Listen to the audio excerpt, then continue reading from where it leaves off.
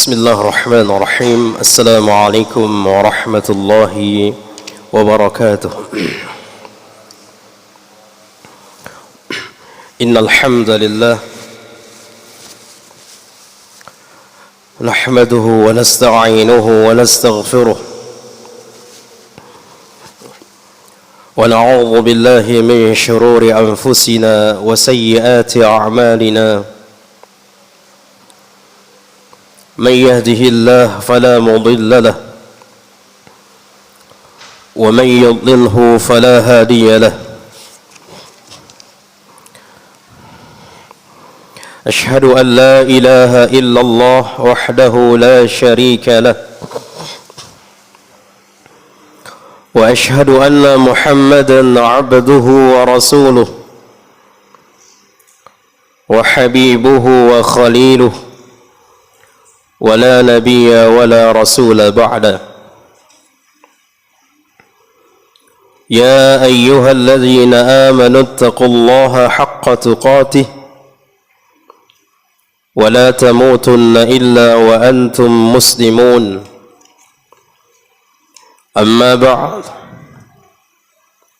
فإن أصدق الحديث كتاب الله وخير الهدي هدي محمد صلى الله عليه وسلم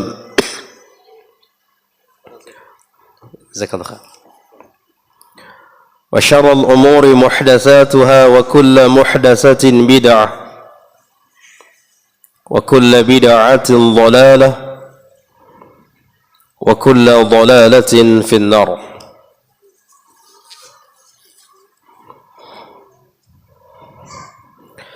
Ikhwani wal akhwat,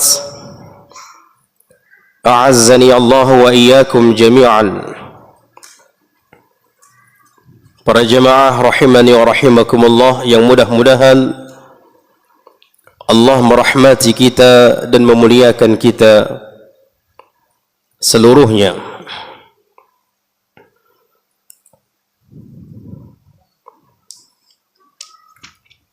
Alhamdulillah, dengan nikmat dan karunia Allah kita kembali duduk di majlis ilmu yang mulia ini, yang setiap malam Jumat, ya kan Pak? Enggak salah lagi kan? Malam Jumat kita membahas kitab Syarah Umdatul Ahkam yang berkaitan hadis-hadis yang menjelaskan tentang fikih. Allahumma shayban nafi'ah.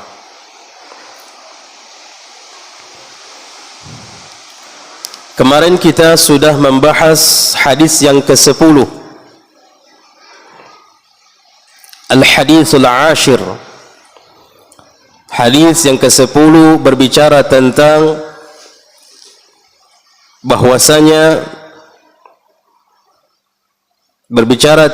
hadis yang menjelaskan bahwasanya nanti di hari kiamat anggota bagian dari wudu dari umat Nabi Muhammad sallallahu alaihi wasallam itu akan menjadi cahaya, akan bercahaya. Wajah, tangan, kaki dan anggota wudu nanti di hari kiamat itu akan bercahaya. Dan dari cahaya itulah Nabi mengenal itu umatnya. Dari cahaya itulah Nabi mengenal itu umatnya.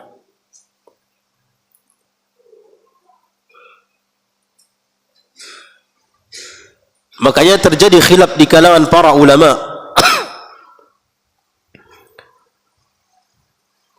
Tatkala sebagian ulama menjelaskan bahwasanya wudu itu kekhususan umat Nabi Muhammad. bahwasanya wudu itu adalah kekhususan umat Nabi Muhammad.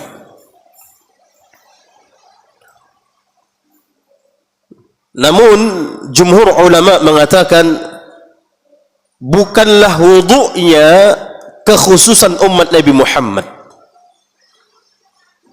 karena di antara hujjah mereka jumhur mengatakan,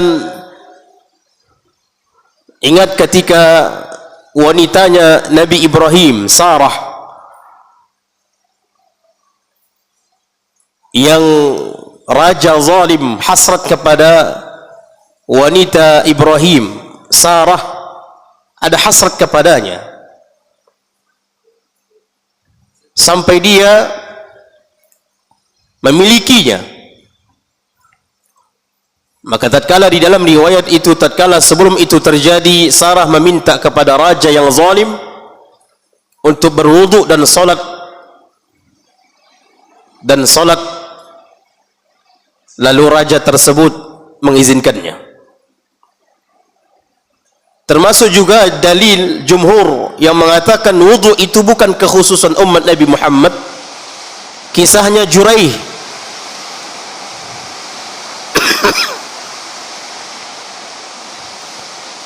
ketika ingin dibunuh, lalu dia meminta untuk berwudu dan salat. Maka jumhur ulama mengatakan yang menjadi kekhususan umat Nabi Muhammad itu adalah cahayanya, bukan dari segi wudunya, tapi cahayanya.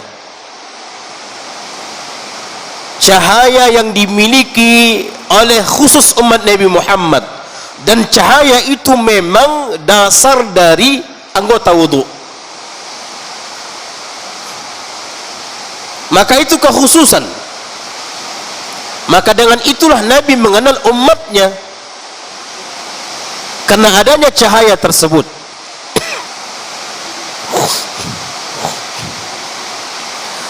Kemudian di dalam riwayat ini menjelaskan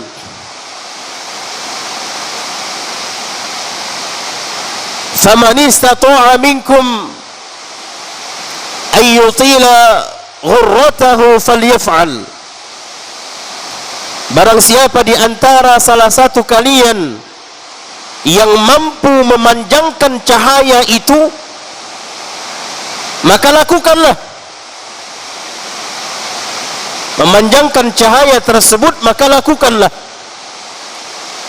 Maka dengan inilah Abu Hurairah memanjangkan atau melewatkan basuhan atau melewatkan membasuh anggota wudu, tangan sampai kepada mendekati bahu. Ketika membasuh kaki sampai kepada betis. Karena dia menginginkan panjangnya cahaya itu.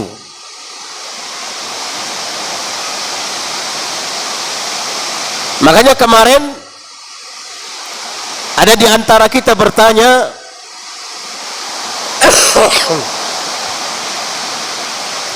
apakah yang dilakukan oleh Abu Hurairah itu salah, atau adakah di antara sahabat yang mengingkari apa yang dilakukan oleh Abu Hurairah?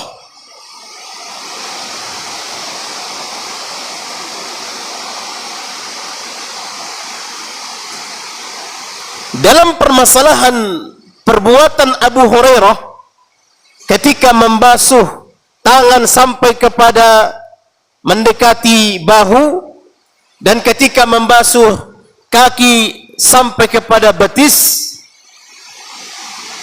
padahal ini perbuatan tidak pernah dilakukan oleh Nabi. Bahkan perintah di dalam Al-Quran, tangan itu sampai kapan? Sampai mana? Sampai siku, ilal mirfaq. Kemudian perintah membasuh kaki sampai mata kaki. Bahkan praktek wudunya Nabi seperti itu. Praktek wudunya Nabi juga adalah membasuh tangan sampai siku. Namun kenapa berbeda dengan Abu Hurairah? Maka para ulama mengatakan atas perbuatan Abu Hurairah itu adalah ijtihad beliau. Makanya sebagian ulama mengatakan ini bukan bagian dari sunnah. Perbuatan Abu Hurairah yang melakukan cara berwudu seperti itu bukan bagian dari sunnah. Kenapa? Itulah pendapat yang dikatakan oleh Al-Imam Ibnu Hajar Al-Asqalani. Dia mengatakan perbuatan Abu Hurairah bukan sunnah. Juga dikatakan oleh Al-Imam Ibnu Taimiyah, juga di dalam fatwa, di dalam majmu' fatwanya, juga dikatakan oleh Al-Imam Ibnu Qayyim, juga dikatakan oleh Syekhul Islam, dikatakan oleh Syekh Al-Albani, Muhammad Nasiruddin Al-Albani.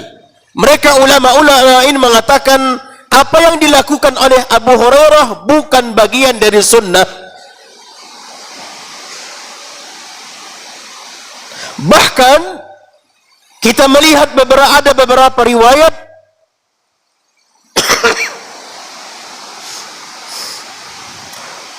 ada beberapa riwayat bahwasanya apa yang dilakukan oleh Abu Hurairah ada sahabat yang mengingkarinya. Ya, Bang Tahir, udah terjawab ini kan?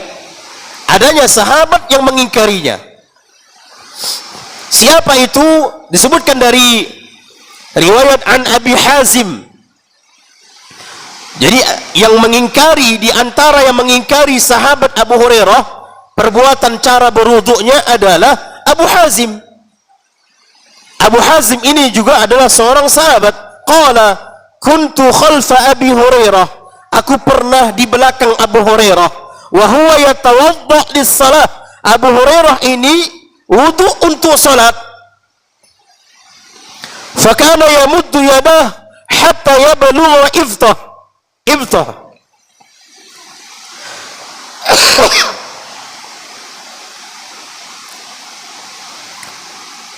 Maka Abu Hurairah ini ketika membasuh tangannya sampai ke ketiaknya, lalu itu dilihat oleh Abu Hazim.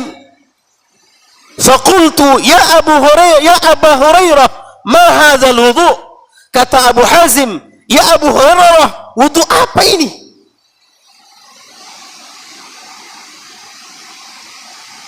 Wahai Abu Hurairah, wudu apa ini? Karena Abu Hazim melihat tidak pernah apa yang dilakukan oleh cara wudunya Abu Hurairah tidak pernah dilakukan oleh Rasul. Makanya dia heran, ya Abu Hurairah, ma hadza? Dia mengatakan, ma hadzal wudu? Wudu apa itu? Rupanya Abu Hurairah tatkala berwudu tidak tahu di belakangnya Abu Hazim. Maka dia mengatakan, faqala ya Bani Farrukh, antum hahuna? Wahai Abu Hazim, rupanya engkau di belakang nih. Oh, rupanya antum ada di sini. Lau alimtu annakum hahuna ma tawaddatu hadzal wudu. Kalau aku tahu engkau ada di belakang, aku tak akan berwudu seperti ini. Berarti wudu Abu Hurairah adalah seperti itu, sembunyi-sembunyi, dan itu ijtihad beliau. Dan itu ijtihad beliau. Sehingga ada sahabat mengingkarinya. Bagaimana dengan sahabat-sahabat lainnya? Mungkin tidak nampak bagaimana wudunya Abu Hurairah. Kalau sahabat lainnya melihat cara wudunya Abu Hurairah, membasuh tatkala tangan atau kaki, mungkin juga para sahabat lain mengingkarinya. Maka alasan atau ijtihad Abu Hurairah seperti itu, dia membacakan sami'tu khalili sallallahu alaihi wasallam yaqul, karena aku mendengar kekasihku yaitu Rasulullah bersabda, tablughul hilyah minal mu'min haitsu yablughul wudu. Panjangnya cahaya itu adalah tergantung dengan panjangnya membasuh anggota wudu. Namun bukan seperti ini pemahamannya. Bukan seperti ini pemahamannya.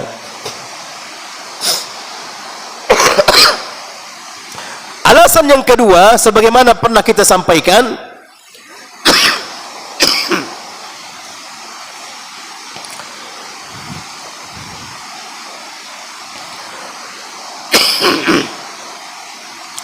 kalimat faman istata'a minkum ayyutila ghurratahu falyaf'al. Kalimat siapa yang mampu memanjangkan wudunya, maka sebagian ulama mengatakan ini bukan hadis. Ini bukan hadis. Berarti hadis itu sampai kepada inna ummati yud'auna yaumal qiyamah ghurran muhajjalin min atharil wudu. Sampai situ.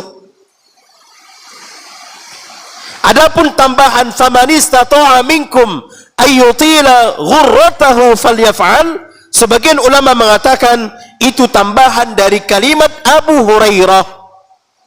Berarti tidak bertentangan dengan wudu, cara wudu Nabi dengan cahaya. Karena siapa yang ingin memanjangkan cahaya itu adalah kalimat Abu Hurairah, bukan kalimat dari Nabi. Nabi hanya menjelaskan umatku nanti akan dipanggil di hari kiamat dalam keadaan bercahaya berseri dari bekas anggota wudunya. Bekas anggota wudunya. Bagaimana cara wudunya? Wudunya Nabi, sebagaimana kita praktekkan selama ini. Membasuh tangan sampai siku, membasuh kaki sampai mata kaki. Kalaupun itu dilewatkan, jangan difahami itu sunnah. Kalaupun ingin dilewatkan, jangan difahami itu adalah lebih afdal. Faham ini jemaah? Hah? Jelas ini ya? Jadi inilah yang dikatakan oleh para ulama.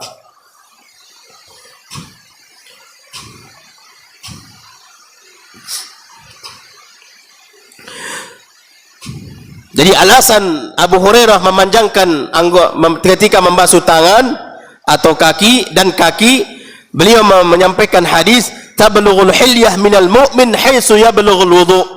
Perhiasan seorang mukmin itu adalah tatkala dia sepanjang mana dia di dalam berwudu. Dan ini tidak berkaitan, tidak bertentangan dengan cara wudunya yang dipraktekkan oleh Nabi sallallahu alaihi wasallam.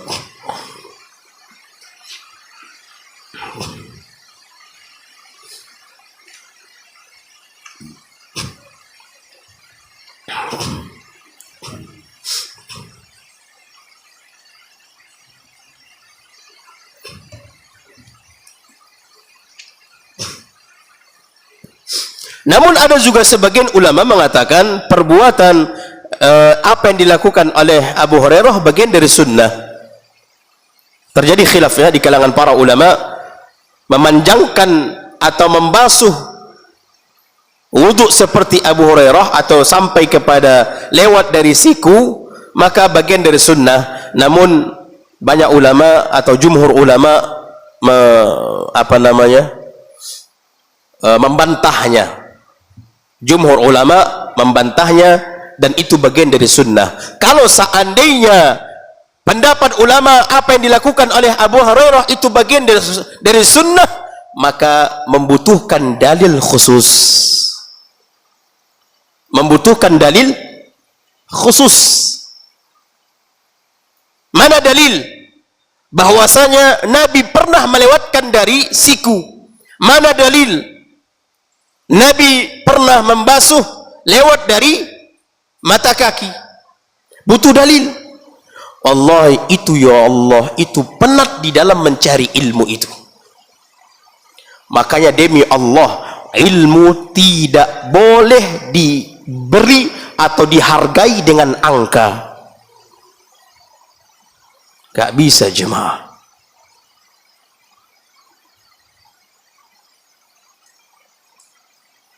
Berapa hari kami mencari, mulai dari saat Abu Tauhi bertanya, kami mencari terus.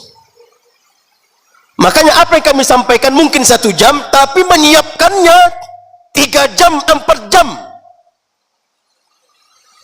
Makanya jangan dikatakan Ustaz itu enak saja ya, tidur-tidur saja, makan-makan saja, minum-minum saja. Siapa bilang? Penat menjadi Ustaz itu jemaah, penat. Belum lagi mereka memfokuskan untuk agama ini, sehingga mereka luang waktu untuk bekerja tidak ada. Luang waktu untuk bekerja tidak ada. Mereka hanya memfokuskan untuk belajar, untuk mengajarkan, mendakwah. Kajian untuk 1 jam, jangan hanya begitu saja. Lah, terkadang mereka berhari-hari menyiapkannya dan berhati-hati menyampaikannya, berhati-hati mengajarkannya.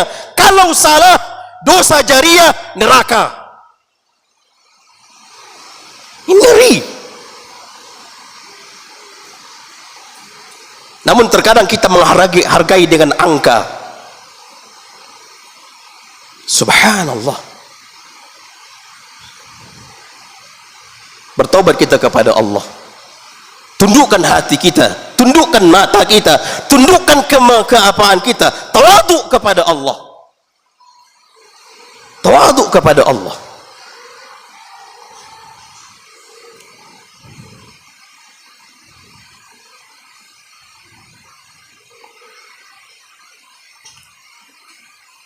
Dalam perkara apa yang dilakukan oleh Abu Hurairah ini, bermacam-macam mencarinya. Bermacam-macam pendapat para ulama. Dan itu memang harus fokus. Itu harus fokus.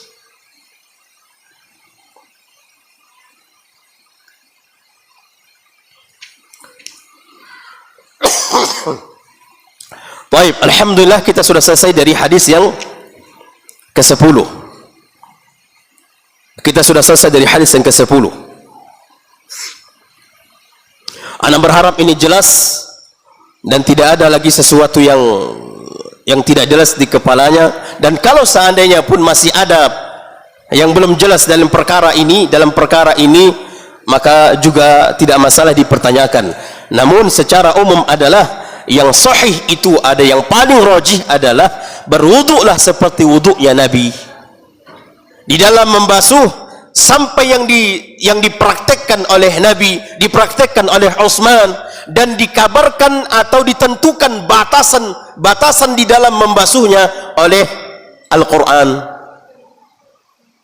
Fa idza qumtum ila shalah faghsilu wujuhakum wa aydiyakum ilal marafiq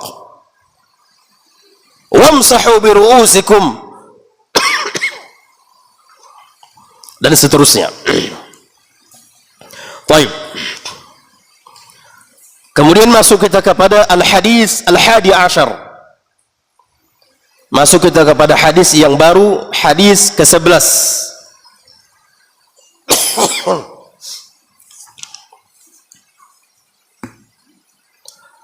Hadis yang ke-11 ini hadis yang menjelaskan kepada kita tentang adab di dalam hendak masuk ke kamar mandi.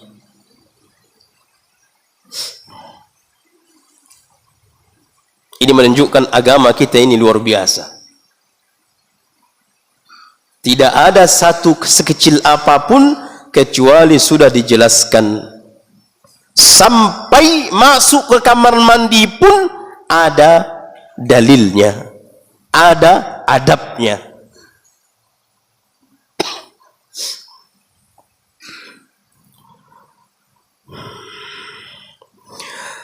An Anas bin Malik radhiyallahu anhu anna an-nabiy sallallahu alaihi wasallam qala anna an-nabiy sallallahu alaihi wasallam kana idza dakhala al-khala. Dari Anas bin Malik, ingat Anas bin Malik adalah yang senantiasa membantu di dalam kebutuhan Nabi, membantu di dalam kesehari-harian Nabi. Lebih kurang 10 tahun beliau membantu Nabi, berkhidmah untuk keperluan Nabi, sampai Nabi wafat. Sampai Nabi wafat, Anas bin Malik berkhidmah kepada Nabi.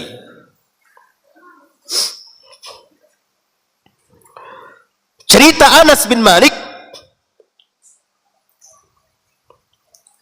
apa cerita Anas bin Malik? Anna Nabiya sallallahu alaihi wasallam, bahwasanya Nabi SAW kana idza dakhala al-khala, Nabi itu tatkala ingin masuk ke kamar mandi,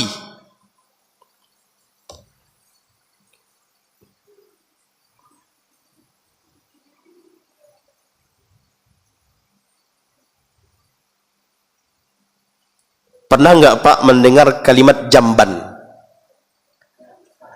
Jamban. Dulu kan enggak kamar mandi seperti kamar mandi kita ini. Jadi bagaimanapun bentuk kamar mandinya, entah itu apa namanya, seperti tidak yang di seperti kita saat ini, mungkin di tengah-tengah apa namanya, modal apa namanya, modal goni, tahu goni Pak? Sarungnya apa namanya itu? Untuk goni itu ya, modal itu saja, atau entah itu apalah, untuk penutup saja, dinding-dinding tepas. Jadi itu termasuk berlaku adabnya. Ini nanti goni, kalimat goninya di apa nanti? Karung ya, kalau di sini karung ya. Untuk boras, untuk padi, nah, itu kan pakai goni itu. Kalau bahasa kami goni namanya. Jangan dihafal, itu bukan bahasa Arab Reza. Nanti dihafal pula. Kalau Nabi itu ketika hendak masuk, apa yang dia lakukan? Yang pertama, Nabi membaca doa. Qala, Nabi membaca doa, Allahumma inni a'udzu bika minal khubusi wal khaba'is.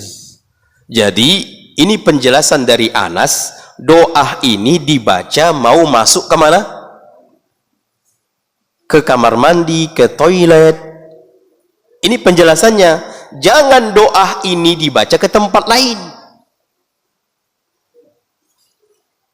Jangan doa ini dibaca ke tempat lain. Makanya lihat riwayat itu, doa yang dibaca oleh Nabi ini kemana ditempatkan. Makanya terkadang banyak kaum muslimin berhujjah dengan hadis, tapi hadisnya sahih, namun peletakannya enggak cocok. Bukan hadisnya yang salah, tapi menempatkan hadis itu yang salah. Makanya kata Ali bin Abi Thalib, al-kalimatul haqq uridu bihal batil.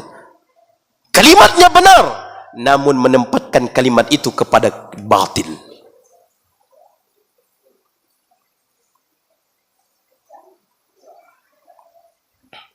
Banyak terkadang menempatkan hadis itu sahih, memang hadisnya sahih, namun hadis sahih ini menempatkan kepada tempat yang tidak cocok, tidak sesuai dengan Nabi menempatkannya. Jadi menempatkan doa-doa itu juga harus sesuai, harus sesuai. Habis wudu, angkat tangan, asyhadu an la ilaha illallah. Kenapa Bapak angkat tangan? Kan berdoa. Nabi itu berdoa mengangkat tangan, Ustaz. Naam, ketika berdoa Nabi itu mengangkat tangan. Namun mana riwayat Nabi mengangkat tangan ketika membaca doa setelah wudu? Mana riwayat Nabi mengangkat tangan setelah membaca doa setelah wudu? Asyhadu an la ilaha illallah wa asyhadu an, menghadap kiblat pula. Asyhadu an la, harus ada dalil. Enggak bisa kita katakan Nabi itu berdoa mengangkat tangan. Bahkan kata Nabi, ya Ustaz, Nabi mengatakan Allah malu seorang hamba ketika mengangkat tangan di dalam berdoa lalu menurunkan tangannya, Allah malu kalau tidak dikabulkan oleh Allah. Ustaz, lihat tu hadisnya. Naam, hadisnya sahih, namun meletakkannya yang salah.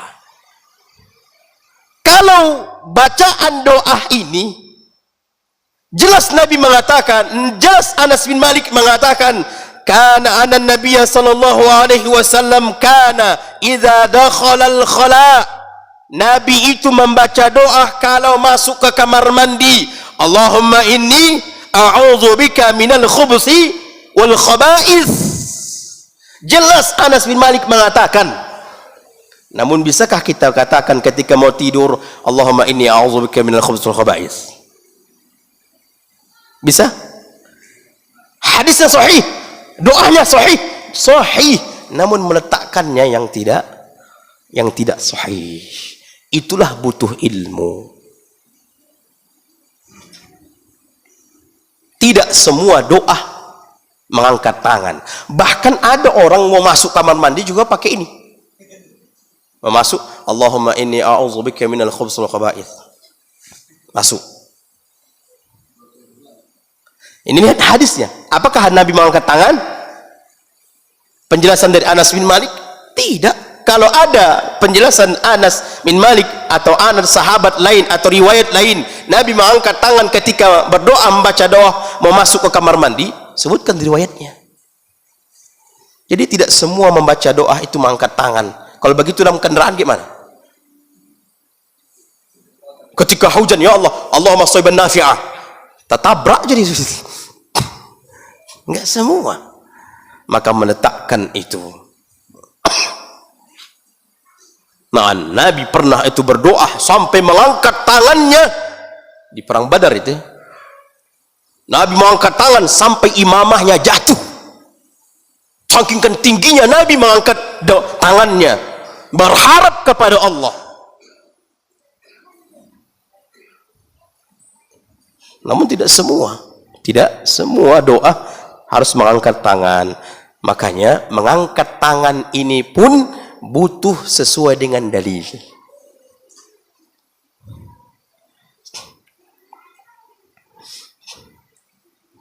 Faham ya jemaah? Udah azan? Belum?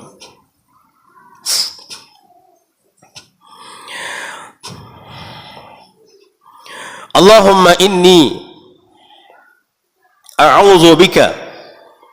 Ya Allah, ana teringat dengan seorang ulama. Subhanallah. Ini memang luar biasa, memang mereka untuk ilmu itu, untuk membuang waktu itu tidak sia-sia. Ada seorang ulama, setiap mau masuk ke kamar mandi, beliau perintahkan muridnya atau siapapun untuk membacakan hadis di luar kamar mandi. Dia masuk, dia perintahkan bacakan hadis ini di luar kamar mandi. Lalu dia di dalam hajatnya dia dia fokusnya kepada hadis tadi. Kalau salah, diketuknya ke pintu itu, tok, ulangi. Kalau dia tidak berbicara, kalau salah, tok, berarti yang membaca ulangi. Kalau salah lagi, tok. Kalau salah terus tak apa itu? tak lanjut jadi kalau salah terus. Ini mereka luar biasa untuk tidak sampai mau kamar mandi pun tak mau membuang waktu mereka. Padahal itu perkara mubah. Perkara mubah.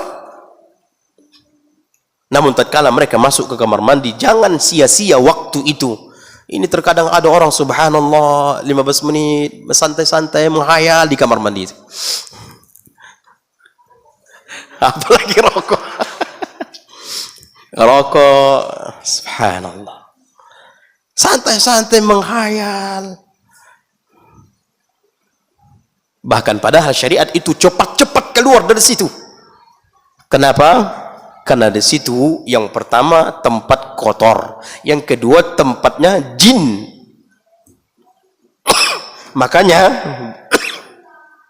di dalam doa ini, Allahumma inni a'udzubika minal khubusi wal khaba'is. Ya Allah, aku berlindung kepadamu dari khubsi wal khaba'is. Di sini ada dua makna. Sebagian ulama mengatakan maksud khubsi wal khaba'is adalah jin laki-laki dan jin perempuan. Yang kedua, maksud khubsi wal khaba'is adalah najis-najis atau kotoran-kotoran yang membuat itu penyakit. Berlindung kepada Allah dari itu. Wallahi syariat ini luar biasa. Namun membaca doa ini kita jarang atau tidak? Jarang kali pun Ustaz. Bukan jarang aja, jarang kali Ustaz.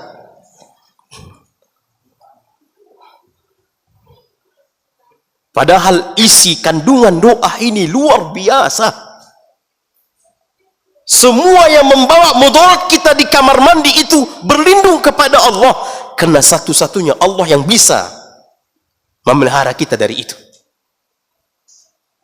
Dari penyakit-penyakit, dari najis-najis, atau dari bakteri-bakteri yang ada di kamar mandi, atau termasuk jin laki-laki dan jin perempuan. Makanya disebutkan dalam riwayat lain bahwasanya tutuplah mata syaitan atau mata para jin dengan bismillah.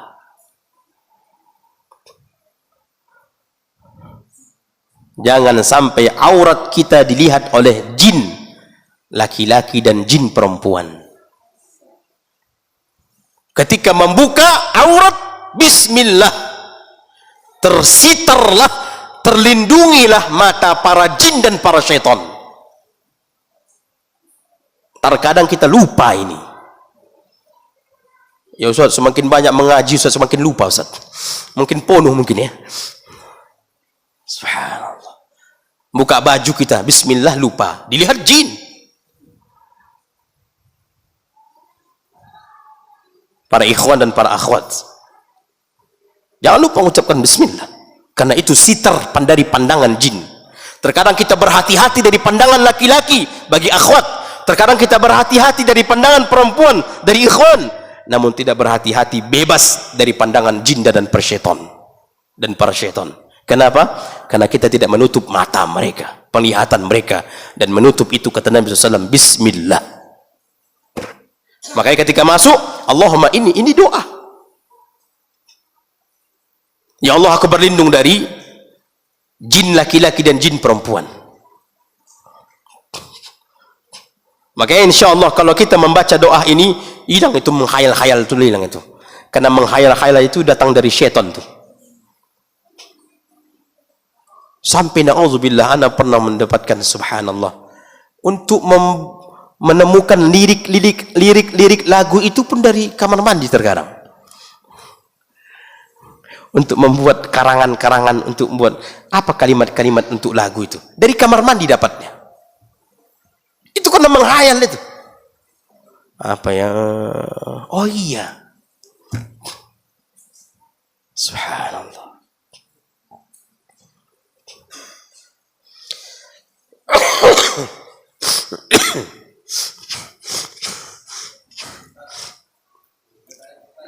Baik, tafadhal.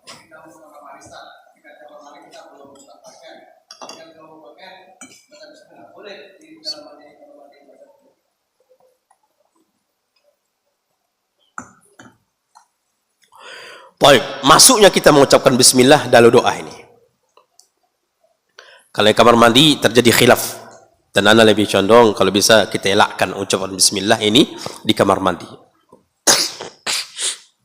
Karena terjadi khilaf karena sebagian memahami kamar mandi itu yang bagaimana?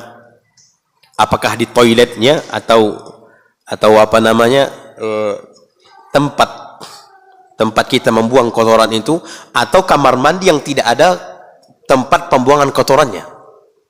Ini terjadi.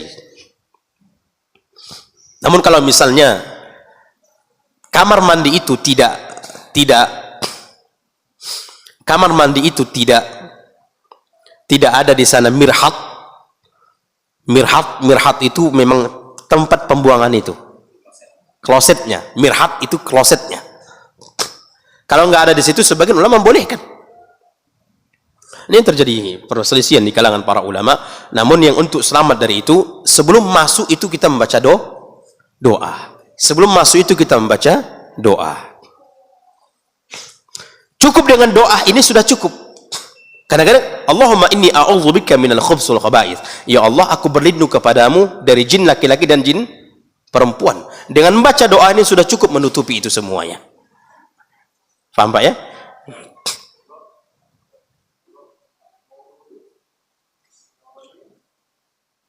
Naam, mau berwudu pun di kamar mandi. Karena apakah mengucapkan bismillah lebih afdalnya di luar?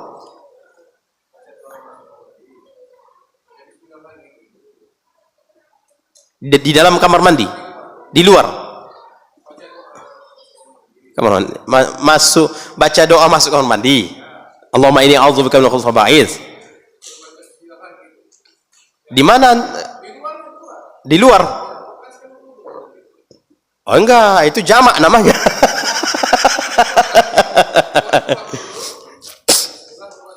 Kapan kita berwudu, di situ bismillah. Jangan ucapkan bismillah ini nanti untuk berwudu. Waalaikumsalam.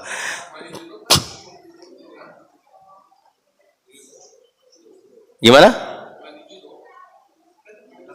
Nah, itu tadi terjadi khilaf di dalam membaca bismillah di kamar mandi. Ini penjelasan. Sebagian mengatakan membolehkan, sebagian mengatakan tidak boleh, karena membaca bismillah hanya sebatas sunnah. Kalau dia mandi junub misalnya, walaupun yang paling utama itu rukunnya adalah niatnya, kemudian caranya. Kalau misalnya dia tidak mengucapkan bismillah, sah. Kalau tidak mengucapkan bismillah, karena bismillah itu ucapannya sunnah. Termasuk juga di dalam berwudu. Sebagian ulama mengatakan bismillah itu masuk kepada sunnah di dalam wudu. Tanpa mengucapkan bismillah pun itu tetap sah. Namun kalau di luar kamar mandi, alangkah bagusnya kita mengucapkan bismillah di dalam hendak mau berwudu. Faham ya? Jadi tidak membaca doa kemudian bismillah untuk berwudu, bukan seperti itu. Kapan kita mau berwudu, di situ mengucapkan bismillah. Tapi kalau membaca doa ini ketika di luar mau masuk, berarti di luar kan? Mau masuk. Kemudian masuknya dengan kaki kiri. Keluar dari kaki kanan dengan mengucapkan ghufranaka. Wallahi, ghufranaka ini apa artinya jemaah? Ya Allah, aku memohon ampunanmu. Kenapa kita keluar dari kamar mandi memohon ampunan Allah? Karena kita lalai di dalam mengingat Allah di kamar mandi. Lalai, maka kita keluar. Faham ya? Ada lagi? Baik, udah masuk azan? Kita azan dulu Pak, setelah itu baru kita jawab. Adil? Ahibati fillah. Baik, silakan Pak. Berdiri ya, Masya Allah. Waalaikumsalam warahmatullahi wabarakatuh.